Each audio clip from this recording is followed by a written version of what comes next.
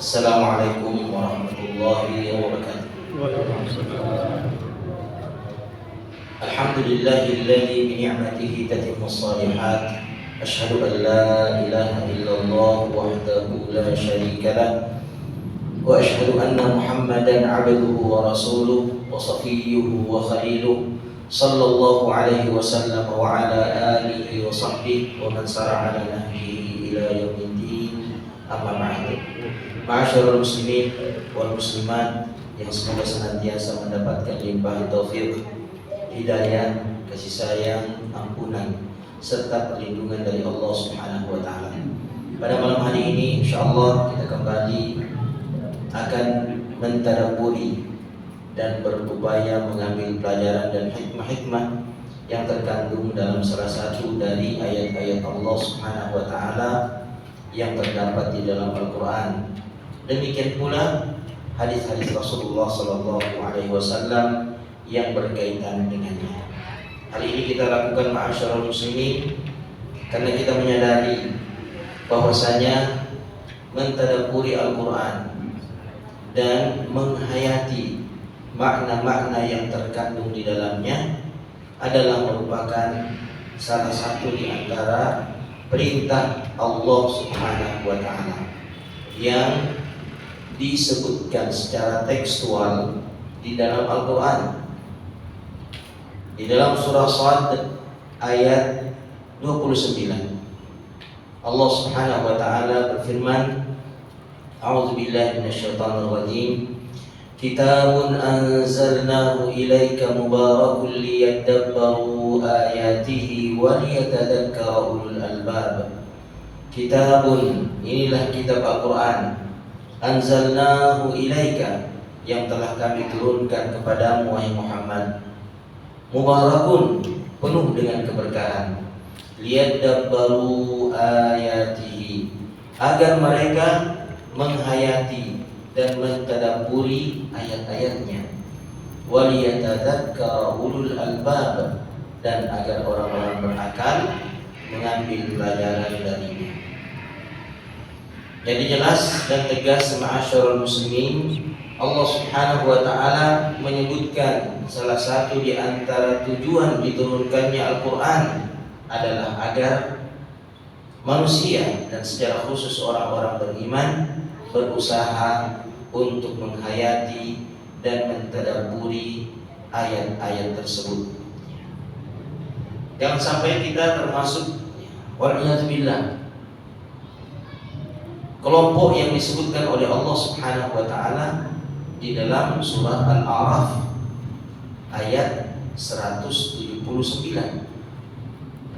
Lahum qulubun la yafqahuna biha wa lahum adhanun la yasma'una biha wa lahum a'yunun la yubsiruna biha wa lahum adhanun la yasma'una biha ulaika kal an'am bal hum adall ulaika humul ghafilun. Orang-orang yang punya hati tetapi tidak digunakan untuk memahami agama Allah Subhanahu wa taala karena tidak dihayati. Punya mata namun tidak digunakan untuk melihat ayat-ayat Allah. Punya telinga tetapi tidak digunakan untuk mendengarkan ayat-ayat Allah Subhanahu wa taala. Hidup mereka laksana binatang ternak. Mata mereka hanya dipakai cari makan. Telinga mereka demikian pula. Semua anggota tubuhnya hanya digunakan dan dimanfaatkan untuk mencari dunia. Namun untuk urusan akhirat mereka lalai.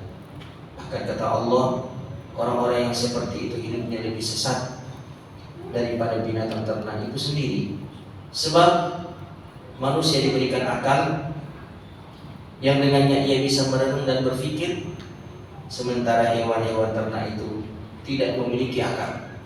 Maka wajar kalau setiap hari mereka hanya memburu dan mengejar dunia.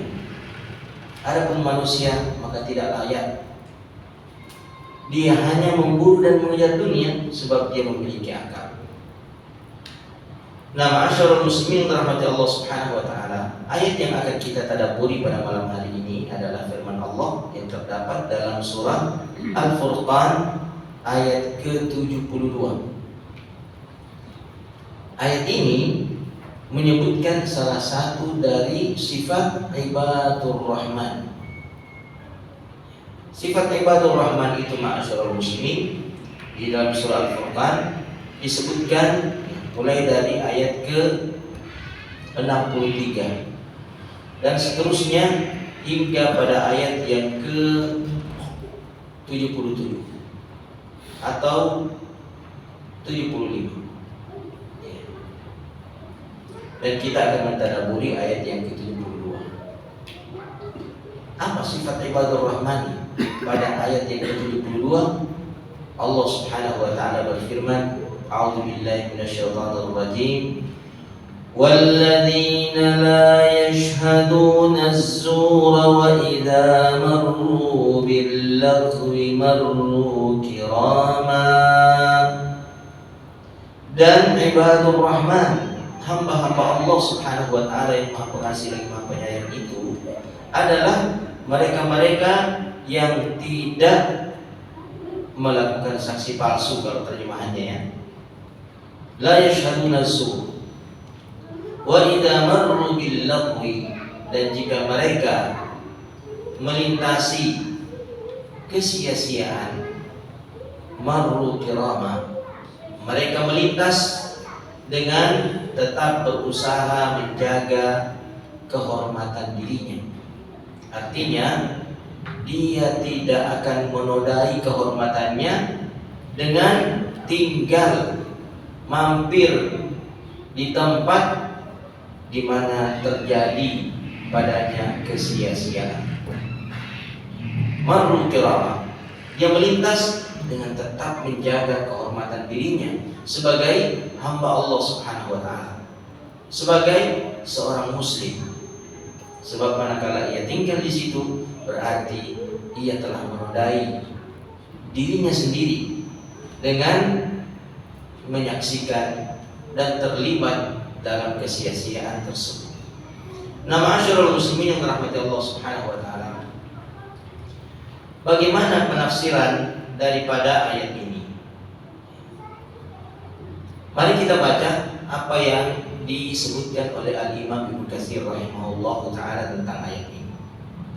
Beliau mengatakan, wa hadhihi aidan min sifati ibadir rahman. Ini juga termasuk di antara sifat-sifat ibadur rahman, hamba Allah Subhanahu wa taala yang Maha Penyayang. Annahum la yashhaduna az-zur, bahwasanya mereka itu tidak menyaksikan kepalsuan. Qila, dikatakan makna daripada az-zur, kalimat az-zur di situ adalah asyirk, kesyirikan. Jadi kalau mau diterjemahkan seperti penafsiran yang disebutkan oleh Al-Imam Ibnu Katsir rahimahullah, maka artinya ibadur rahman adalah mereka-mereka yang tidak mau menyaksikan kesyirikan. Wa qila ibadatul asnam, dikatakan pula az-zur di situ maksudnya adalah penyembahan atau ritual penyembahan terhadap berhala. Sehingga jika kita terjemahkan sesuai dengan penafsiran yang kedua yang disebutkan oleh Al-Imam Ibnu Katsir, maka sifat ibadur rahman itu adalah mereka-mereka yang tidak mau menyaksikan ritual peribadatan kepada berhala-berhala. Wa qila al-kadhibu wal fisqu wal laghu wal batil, dikatakan pula bahwasanya makna daripada az-zur itu adalah al-kadhib, kebohongan, al-fisq, perbuatan dosa, maksiat, al-batilu, kebatilan, al-laghu, kesia-siaan. Sehingga kalau kita menerjemahkan seperti penafsiran yang disebutkan oleh Al-Imam Ibnu Katsir, pada kalimat-kalimat berikutnya, maka ibadur rahman itu adalah hamba-hamba Allah yang tidak mau menyaksikan kebohongan, tidak mau menyaksikan perbuatan dosa dan kefasikan, tidak mau menyaksikan kebatilan, tidak mau menyaksikan kesia-siaan.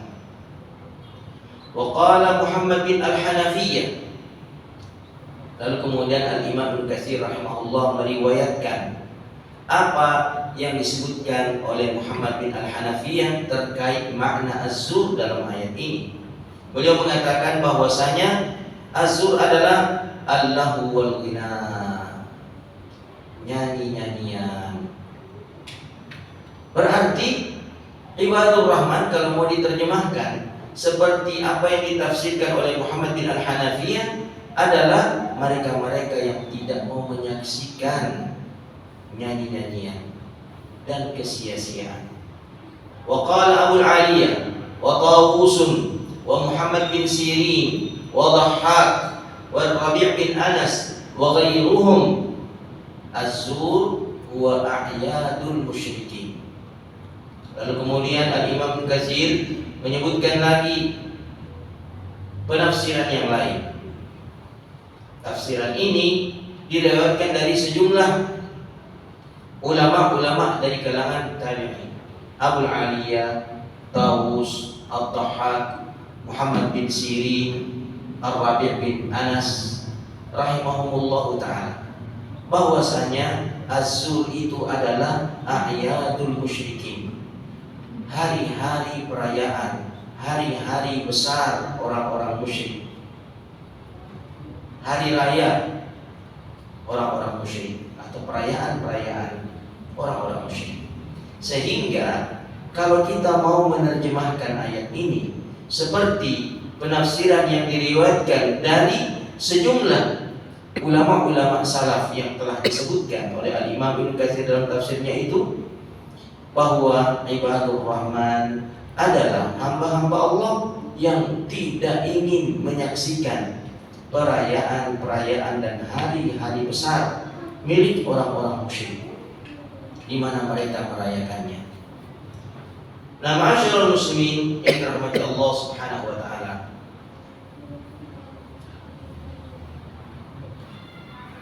Al-Imam Ibnu Katsir rahimahullah taala juga menyebutkan tafsiran dari Al-Imam Az-Zuhri. Beliau mengatakan wa qala Malikun 'an Az-Zuhri syurbul khamr la yahdurunahu wa la yarghabuna fihi kama jaa fil hadithi man kana yu'minu billahi wal yawmil akhir fala yajlisu 'ala ma'idatin yudaru 'alaiha al-khamr. Dari Al-Imam Az-Zuhri dikatakan bahwa az-zur adalah syurbul khamri. Maksudnya adalah majelis ballo, minum khamar. Artinya orang-orang beriman tidak akan menghadiri, tidak akan menyaksikan, tidak akan melihat majelis di mana khamar itu diminum di sana. La yaghdurunahu wa la yarghabuna fihi. Mereka enggan untuk hadir di sana, bahkan menginginkan untuk hadir pun tidak. Sebagaimana kata beliau yang diriwayatkan dalam suatu hadis. Di dalam hadis dikatakan man kana yu'minu billahi wal yawmil akhir. Barang siapa yang beriman kepada Allah dan hari akhir, fala yajlis ala ma'idatin, maka dia tidak akan duduk dalam suatu jamuan yudaru 'alaiha al-khamr, di mana di jamuan itu dihidangkan khamar di dalamnya atau dihidangkan sesuatu yang haram di dalamnya. Ma'asyiral muslimin yang dirahmati Allah Subhanahu wa taala, Rasulullah sallallahu alaihi wasallam terkait dengan ayat ini bersabda, di mana kandungan makna hadis ini bisa dibawa pada makna ayat tersebut. Rasulullah Shallallahu Alaihi Wasallam bersabda, "Man tashabbaha biqaumin fahuwa minhum." Barang siapa yang menyerupai suatu kaum, maka dia akan dianggap sama dengan kaum tersebut. Kok bisa dianggap sama? Padahal mereka hadir, ya, kehadiran mereka ikut merayakan perayaan-perayaan itu, ikut menyaksikan dan larut dalam euforia kegembiraan acara-acara yang mereka lakukan dengan menghadirkan khamar barangkali, dengan menghadirkan nyanyi-nyanyian barangkali. Mereka larut dengan perasaan riang gembira di sana. Ya, tentu saja ma'asyiral muslimin, ketika seseorang menyaksikan keramaian, maka hatinya akan larut dalam euforia kegembiraan pada keramaian yang dia saksikan dan dia hadir di sana. Dia larut di dalam. Bahkan boleh jadi ma'asyiral muslimin, anggota tubuhnya akan mengikuti irama daripada nyanyi-nyanyian yang dilantunkan di sana dan seterusnya. Maka hal itu ma'asyiral muslimin bisa saja menyebabkan mereka dikelompokkan dan disamakan dengan orang-orang tersebut, meskipun keyakinan mereka berbeda. Wal'iyadzubillah. Olehnya ma'asyiral muslimin yang dirahmati Allah Subhanahu wa taala, Umar bin Khattab radhiyallahu taala anhu melarang kaum muslimin di masanya untuk hadir dan masuk ke dalam tempat-tempat peribadatan orang-orang musyrikin, khususnya ketika mereka sedang melakukan dan merayakan ritual-ritual perayaan mereka. Alasannya ma'asyiral muslimin, beliau mengatakan, fa inna sakhata tanzilu alaihim, karena kemurkaan Allah Subhanahu wa taala pada saat itu sedang turun atas mereka, sedang menimpa mereka. Allah murka. Jangankan Allah ma'asyiral muslimin, yang disekutukan dalam ritual-ritual mereka itu, jangankan Allah Subhanahu wa taala, yang menjadi objek persekutuan, langit, bumi, dan gunung-gunung ma'asyiral muslimin, ternyata mereka juga ikut marah, mereka ikut murka terhadap perayaan-perayaan kesyirikan ma'asyiral muslimin, bahkan terhadap ungkapan-ungkapan kesyirikan, apalagi kalau ungkapan itu sudah dirayakan, diramaikan. Mana dalilnya bahwa semesta ini, langit, bumi, dan gunung-gunungnya murka atas kesyirikan yang dilakukan oleh manusia? Dalilnya terdapat dalam surah Maryam. Di dalam surah Maryam, ma'asyiral muslimin, Allah Subhanahu wa taala berfirman, wa qalu ittakhadha ar-rahman walada laqad jittum syai'an idda takadu as-samawati yatafattarna minhu wa tanshaqqu al-ardu wa takhirru al-jibalu hatta an da'u lir-rahmani walada. Surah Ar-Rahman, surah Maryam ayat ke 83 kalau tidak salah. Coba dicekkan.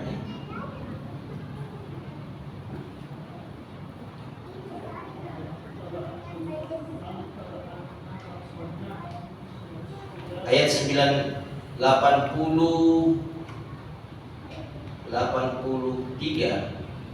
atau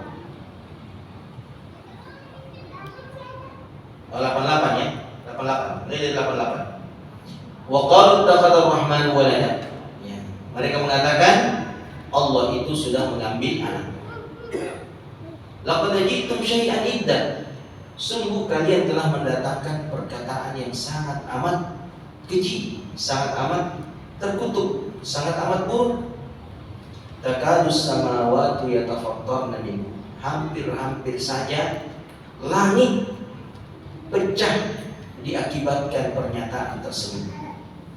Wa tanshaqqul ardu, dan hampir-hampir saja bumi terbelah diakibatkan pernyataan itu.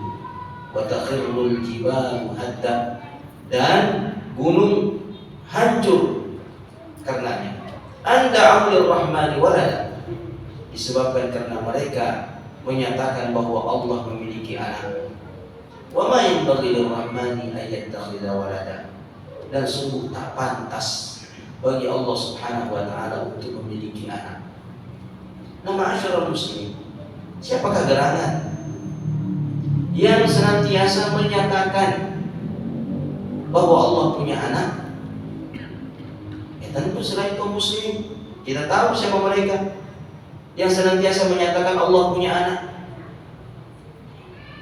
Dan siapakah yang senantiasa merayakan ritual perayaan, di mana ritual-ritual itu sesungguhnya adalah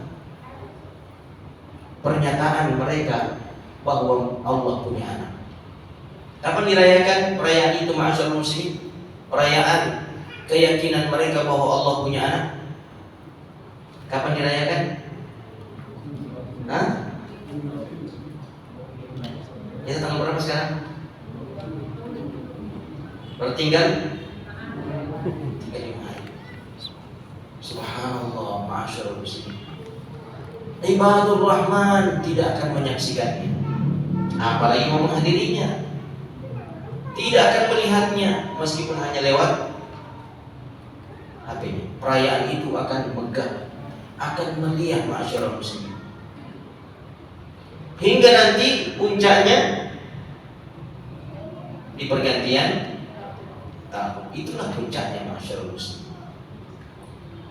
Dan sesungguhnya itu adalah perayaan Dewa Janus yang dahulu orang-orang Romawi merayakannya. Mereka menyalakan api dan mereka menghidangkan aneka makanan untuk merayakan ritual penyembahan mereka terhadap Dewa Janus. Dewa yang mereka asumsikan memiliki 2 wajah, satu menghadap ke depan, satu menghadap ke belakang. Dewa yang mereka asumsikan menguasai cahaya dan kegelapan. Dengan merayakan perayaan itu, mereka berharap di masa yang akan datang mereka mendapatkan cahaya, mereka diterangi, mereka mendapatkan kebahagiaan dan dilindungi dari kegelapan bencana. Wal'iyadzubillah. Menurut ayat ini, ma'asyiral muslimin, surah apa tadi? Al-Furqan ayat ke 72. Berapa? 72. Sifat ibadur Rahman adalah mereka yang tidak akan menghadiri dan menyaksikan, tidak akan melihat apa? A'yadul musyrikin. Itu tafsiran yang disebutkan oleh Al-Imam Ibnu Katsir. Hari-hari besar orang-orang musyrik. Yang kedua, ibadatul asnam, peribadatan kepada patung-patung, ya, dewa-dewa, sesembahan selain Allah Subhanahu wa taala. Dan mereka melakukannya pada perayaan-perayaan tersebut. Mereka juga, kalau mau diterjemahkan dengan tafsiran berikutnya, al-kadzib, kebohongan. Ada enggak kebohongan yang lebih kecil? Ada enggak kebohongan yang lebih buruk? Adakah kebohongan yang lebih nista dibandingkan kebohongan seseorang kepada Allah? Mengatakan bahwa Allah punya anak, ini kan kebohongan besar. Ini adalah kebohongan yang paling keji. Begitu kejinya kebohongan ini, ma'asyiral muslimin, hingga langit pun hampir pecah disebabkan karena kejinya kebohongan tersebut.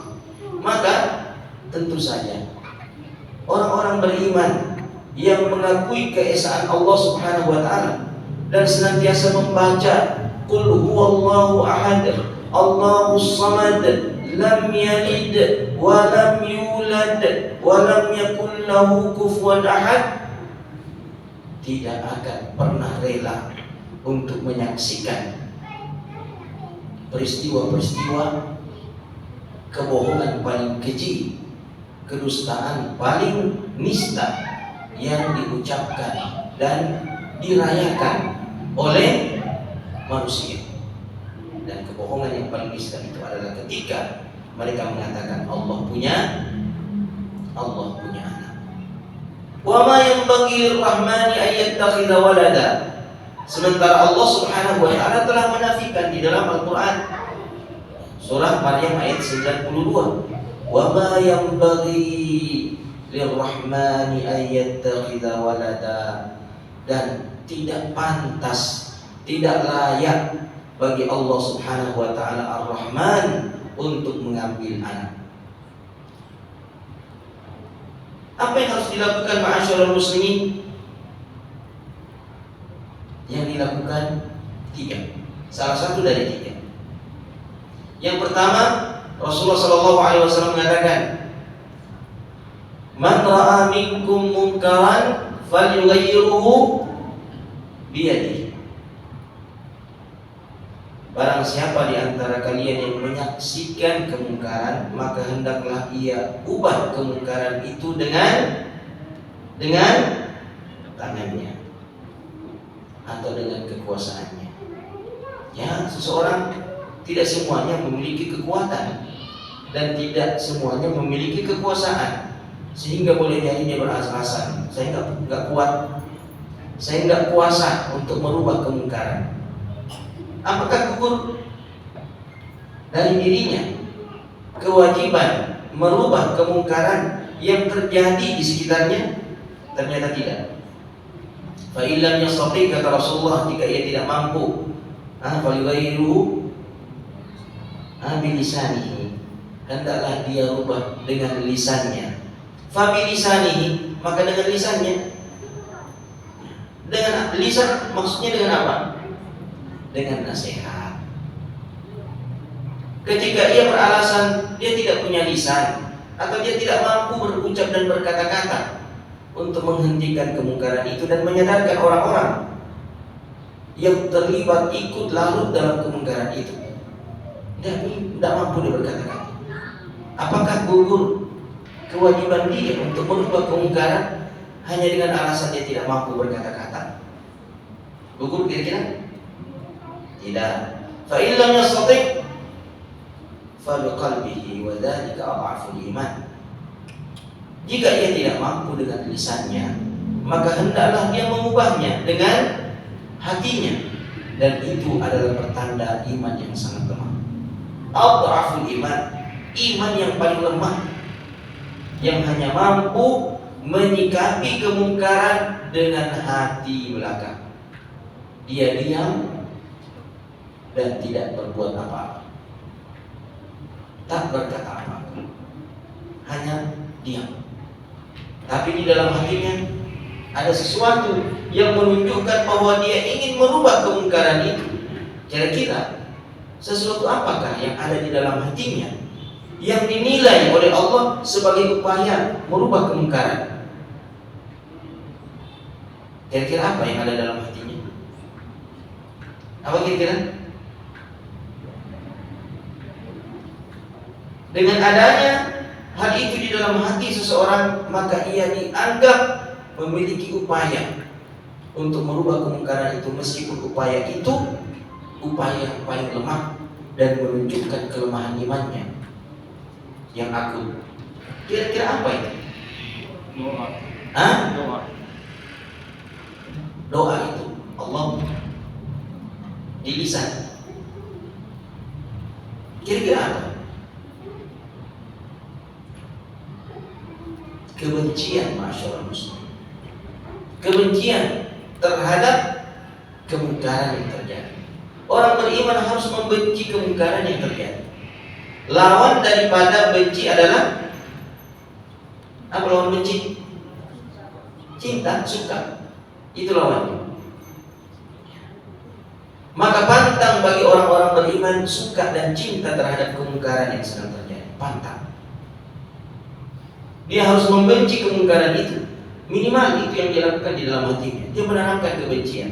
Pertanyaannya, kalau seseorang itu demikian benci terhadap sesuatu, kira-kira dia akan mendekatinya?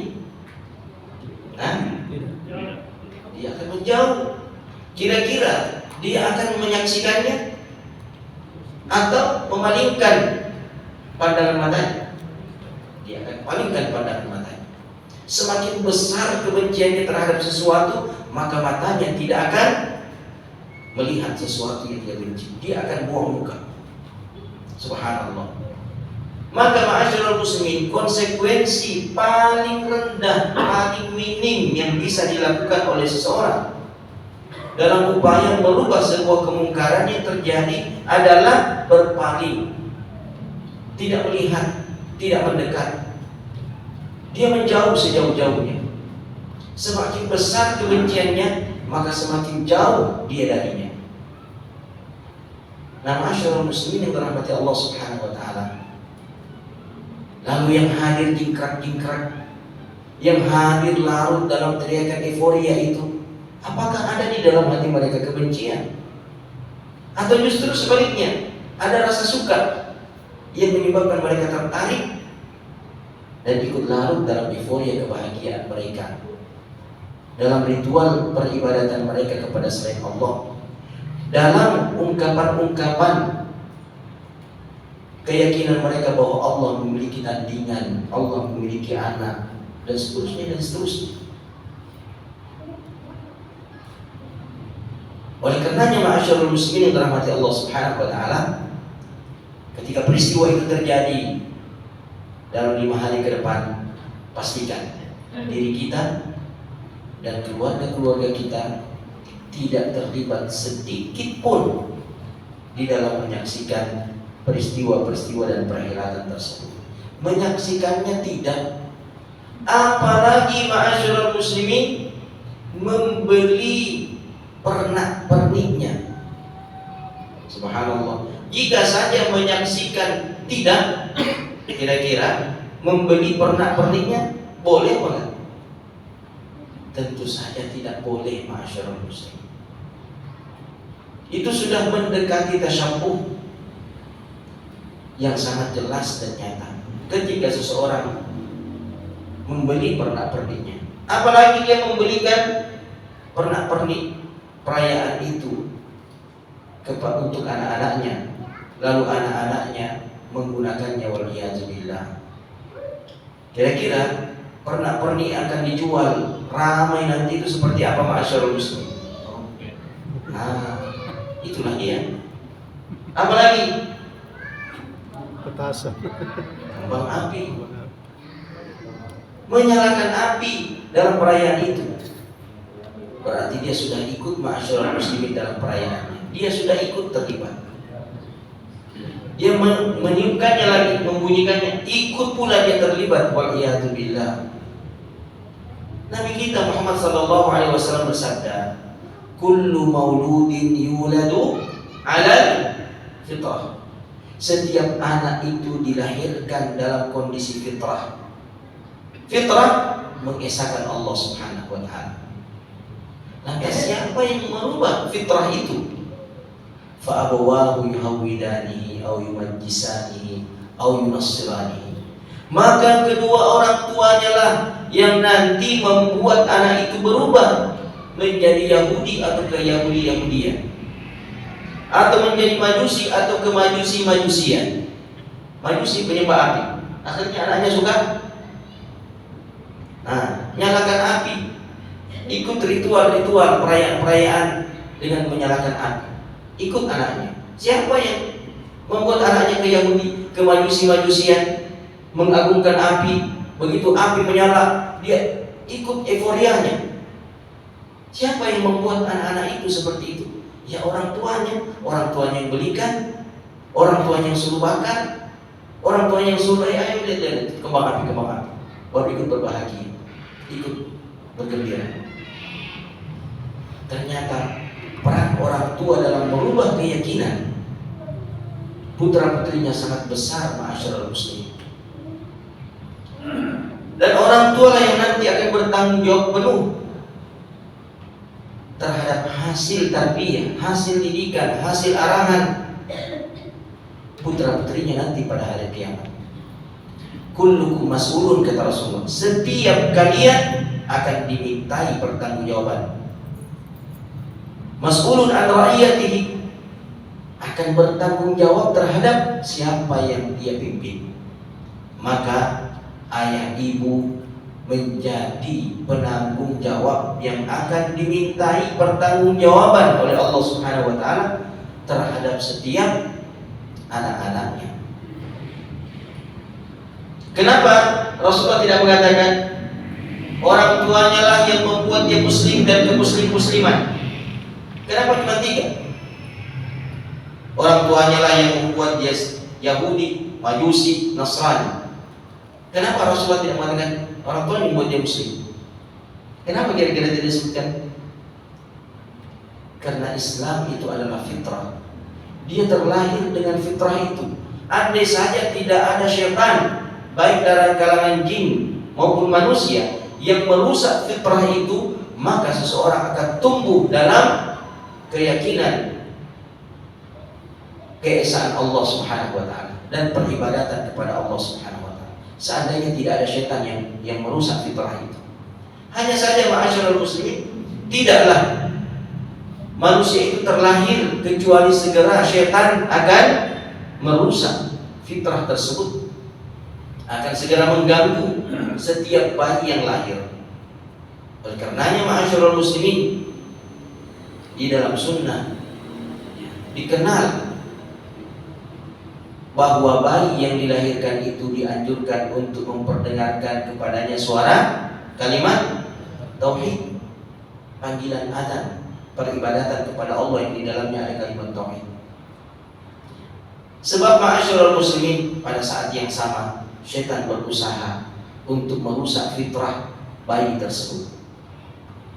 Ya, untung saja bayi itu belum mukallaf, belum dibebani tanggung jawab syariat hingga dia balik. Dia belum dituntut apa-apa hingga dia balik. Nanti ketika dia balik, barulah dia dituntut untuk melaksanakan sejumlah syariat yang wajib atasnya. Nah, pada saat itu peran orang tua ma'asyiral muslimin yang mengarahkan, yang menuntun, yang mengawasi, yang menjaga, yang mengkondisikan, yang mensuasanakan putra-putrinya memiliki peran yang demikian besar, sehingga anak-anak itu terarah untuk melaksanakan kewajiban mereka seperti apa yang Allah Subhanahu wa taala perintahkan. Coba dalam surah Thaha ayat 132. Surah Thaha ayat 132. Bagaimana perintah Allah Subhanahu wa taala di sini terhadap ayah bunda terkait dengan arahan, perintah, bimbingan terhadap putra-putrinya dalam melaksanakan kewajiban mereka kepada Allah. Ada ketemu ayatnya?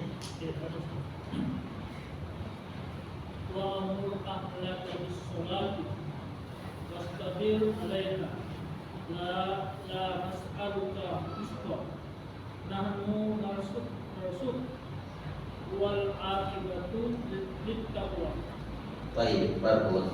Ada artinya?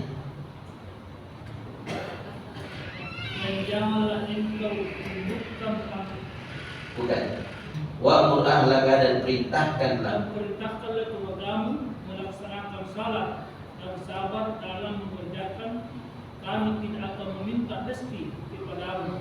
Kamilah yang memberi rezeki kepadamu, dan akibat yang baik dan di akhirat adalah bagi orang-orang yang bertakwa. Subhanallah. Perhatikanlah ma'asyiral muslimin, bagaimana peran kedua orang tua di dalam mengarahkan anak-anaknya untuk menjalankan kewajiban mereka. Allah mengatakan, perintahkanlah keluarga wa'mur ahlaka bis shalah, untuk melaksanakan sholat. Wasbir 'alaiha. Sebenarnya kalimat istighfar itu bukan wasbir, beda wasbir dengan wasbir. Wasbir sabar. Kalau wasbir lipat gandakan kesabaranmu. Jadi kesabaran itu harus berlipat ganda di dalam menjalankan perintah ini, menyuruh, mengkondisikan keluarga untuk sholat. Sebab mereka akan berontak, mereka akan menolak, mereka akan malas-malas. Kalau seseorang itu putus asa, habis kesabaran istilahnya di dalam mengarahkan, memerintah dan menganjurkan keluarganya sholat, maka suatu hari nanti dia benar-benar akan cuek dan tak peduli dengan keluarganya yang tidak sholat. Lalu kemudian Allah mengatakan, la nas'aluka rizqan nahnu narzuquk. Kami tidak minta rezeki kepada kalian, kamilah yang memberi rezeki. Kenapa Allah Subhanahu wa ta'ala mengaitkan perintah ini dengan rezeki? Kenapa Allah kaitkan dengan rezeki? Kenapa kira-kira? Karena banyak alasan orang tua yang tidak peduli dengan sholat keluarganya, anak-anaknya, itu karena persoalan rezeki. Lagi cari rezeki, sibuk dengan urusan rezekinya, sehingga dia tak peduli dengan sholat putra putrinya. Sibuk di kantornya, sibuk di tokonya, sibuk di mana-mana, dan dia tak peduli lagi dengan sholat putra putrinya di rumah. Lalu Allah mengatakan, jika kalian memerintahkan anak-anak kalian, keluarga kalian sholat, nahnu narzuquk, kami yang memberikan rezeki. Berarti salah satu daripada kunci rezeki adalah menjalankan tugas utama orang tua terhadap keluarga, yaitu menegakkan sholat, memerintahkan mereka sholat. Kalau ini dijalankan ma'asyiral muslimin, Allah yang kasih rezeki, bukan perusahaan. Betapa kadang seseorang itu merasa terjamin dengan gaji dari sebuah perusahaan. Dia merasa benar-benar terjamin dengan gaji itu. Sementara dia sanksi, dia ragu, benar enggak kalau kita perintahkan keluarganya sholat tiap hari 5 kali sehari semalam, nak sholat nak, sibuk dengan itu. Dia ragu, jangan-jangan ada rezeki enggak? Padahal Allah kan bilang, nahnu narzuquk, kami yang memberikan rezeki kamu. Masa kita ragu dengan janji Allah Subhanahu wa ta'ala? Memang siapa yang lebih kaya? Allah atau perusahaan? Allah atau kantor? Tentu Allah, ma'asyiral muslimin. Maka membutuhkan keyakinan agar seseorang bisa komitmen dengan perintah ini, untuk terus menjalankan perintah ini. Dia tidak bosan, dia tidak jenuh untuk menjalankan perintah ini. Dan dibaliknya, subhanallah, rezeki Allah demikian luas tak terkira, ma'asyiral muslimin. Namun jangan selalu mengaitkan rezeki itu dengan rumah yang besar. Anda sudah punya rumah cuma tidak besar, dengan cat rumah yang indah, menawan. Anda punya rumah besar tapi catnya pudar. Subhanallah. Kalau itu semata yang kita anggap rezeki, ma'asyiral muslimin, maka kita tidak akan pernah puas-puas dengan apapun yang Allah berikan kepada kita. Kenapa? Karena ada pembanding. Anda akan senantiasa melihat pembanding yang lebih tinggi daripada Anda. Anda punya kendaraan dan bukan mobil, motor. Anda tidak akan pernah puas, sebab ada pembanding yang lebih tinggi, mereka yang punya mobil. Anda punya kendaraan tapi sepeda, Anda tidak akan pernah puas dengan sepeda itu, karena ada pembandingnya yang lebih tinggi, motor.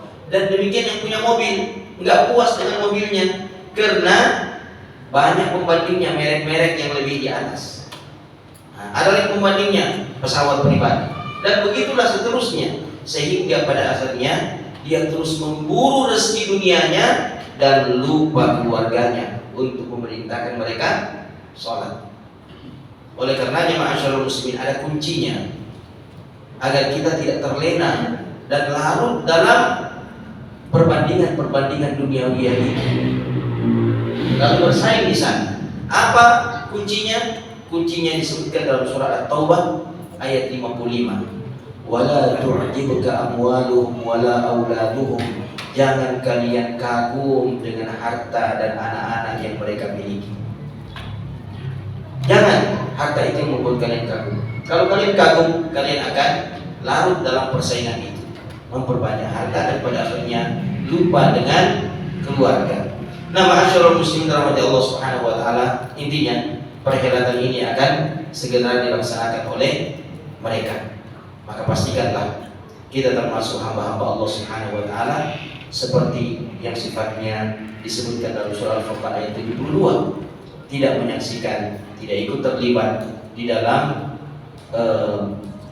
menyaksikan, menonton dan melihat perayaan-perayaan tersebut, tidak secara langsung dan tidak pula melalui media. Demikian apa yang dapat kita tadabburi pada malam hari ini, semoga bermanfaat. Kita tutup dengan doa kafaratul majlis. Subhanakallahumma wa bihamdik, asyhadu an la ilaha illa anta, astaghfiruka wa atubu ilaik. Wassalamualaikum warahmatullahi wabarakatuh.